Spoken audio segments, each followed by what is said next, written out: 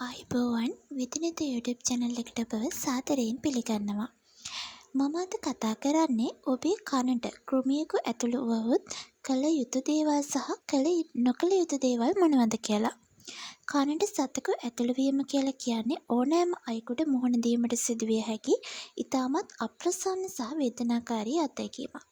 මේ දරුවන්ට පමණක් නොව වැඩිහිටියන්ට වුවද මහත් නොසන්සුන්කාරී තත්ත්වයක් බවට පත්වෙන්න පුළුවන්. බොහෝ විට කන තුළට ඇතුළු වන්නේ කුඩා කෘමිසතුන්. මෙවැනි අවස්ථාවකදී නිසි පියවර නොගතහොත් එය වේදනාව, ආසාදනය සහ ශ්‍රවණාබාධ ඇතිවීමට පවා හේතු වෙන්න පුළුවන්. එසේනම් කනට සතෙකු ඇතුළු වූ විට අප කළ යුත්තේ කුමක්ද? කළ යුතු දේවල් වන්නේ මුලින්ම අපි සංසුන් වන්න ඕන. පළමුවෙන්ම කලබල නොවී සංසුන්ව සිටීම ඉතාමත් වැදගත්. ගුරුත්වාකර්ෂණය භාවිතා කරන්න. සතා ඇතුළු වූ කන පහළට සිටිනසේ හිස පැත්තට හරවන්න. ඇතැම් විට සතාගේ චලනයත් සමග ගුරුත්වය නිසා ඉබේම එළියට පැමිණෙන්න පුළුවන්. තෙල් හෝ ජලය භාවිතා කරන්න. කෘමියා තවමත් ජීවතුන් අතර සිටී නම් සහ කන්බෙරය සිදුරු වී නොමැති බව ඔබට විශ්වාස නම්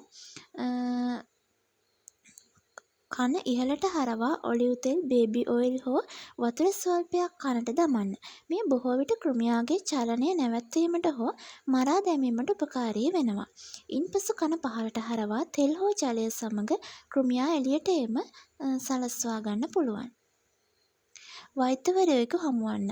ඉහත ක්‍රම සාර්ථක නොවන්නේ නම් හෝ සතා මියගිහින් කන තුළම රැඳී තිබේ නම් හැකි ඉක්මනින් උගුර කන නාසය පිළිබඳ විශේෂඥ වෛද්‍යවරයෙකු හමු වෙලා ඔබ ප්‍රතිකාර ලබා ගන්න. රාත්‍රී කාලයේදී මේ සිදුවහොත් තෙල් දමා සතාගේ දැඟලීම නතර කර පසුදා උදැසන වෛද්‍යවරයා වෙත යාම ඉතාමත් සුදුසුයි. වේදනාවට පිළියම්. ඔබට වේදනාවක් දැනේ නම් පැරසිටමෝල් නියමිත මාත්‍රාවෙන් ලබා ගන්න පුළුවන්.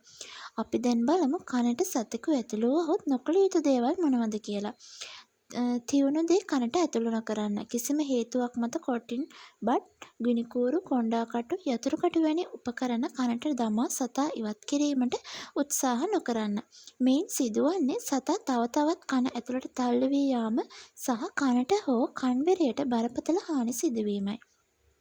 ඒ වගේම තමයි නොදන්නා අය ලවා සතා ඉවත් කිරීමට උත්සාහ නොකරන්න.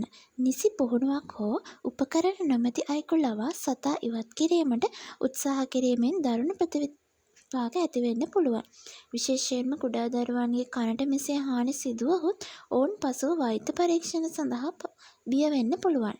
ඒ වගේම තමයි කනට තුවාල වී ඇත්නම් කිසිවක් නොදමන්න. ඔබේ කනෙන් ලේ හෝ වෙනත් දියරයක් ගලන්නේ නම් හෝ කන ඇතුළත තුවාල වී ඇති බවට සැකයක් ඇත්නම් සතා ඉවත් කිරීමට කනට කිසිවක් දැමීමෙන් වළකින්න. මෙවැනි අවස්ථාවක වහාම වෛද්‍ය උපදෙස් ලබා ගන්න. වෛද්‍යවරයා කරන්නේ කුමක්ද? වෛද්‍යවරයා විශේෂ ආලෝකයක් සහිත උපකරණයකින් ඔබේ කන පරීක්ෂා කරනු ඇත. සතා තවමත් කන තුළ සිටී නම් විශේෂිත වූ සියුම් උපකරණ භාවිතා කර ඉතා ප්‍රවේශමෙන් එය ඉවත් කිරීමට වෛද්‍යවරුන් සමත් වෙනවා.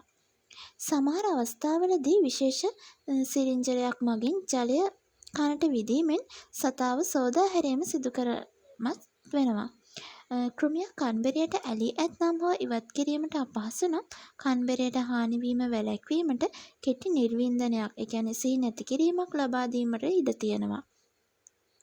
ඔබේ ශ්‍රවණය ඉතා වටිනා ඉන්ද්‍රියක්. එය ආරක්ෂා කර ගැනීම ඔබේ වගකීම. එම නිසා මෙවැනි අවස්ථාවකදී නොදන්නා දේ කිරීමට ගොස් එයට හානි කර නොගෙන නිවැරදි පියවර අනුගමනය කරන්න. ඔබටත් මෙවැනි අත්දැකීමකට මුහුණ දීමට සිදු වුවොත් වහාම ඔබගේ වෛද්‍යවරයා හමුවන්න. නැවතත් මෙවැනි වීඩියෝයකින් හමුවීමේ බලාපොරොත්තුවෙන් අදට සමුගන්න. සියලු දෙනාටම සුබ දවසක්.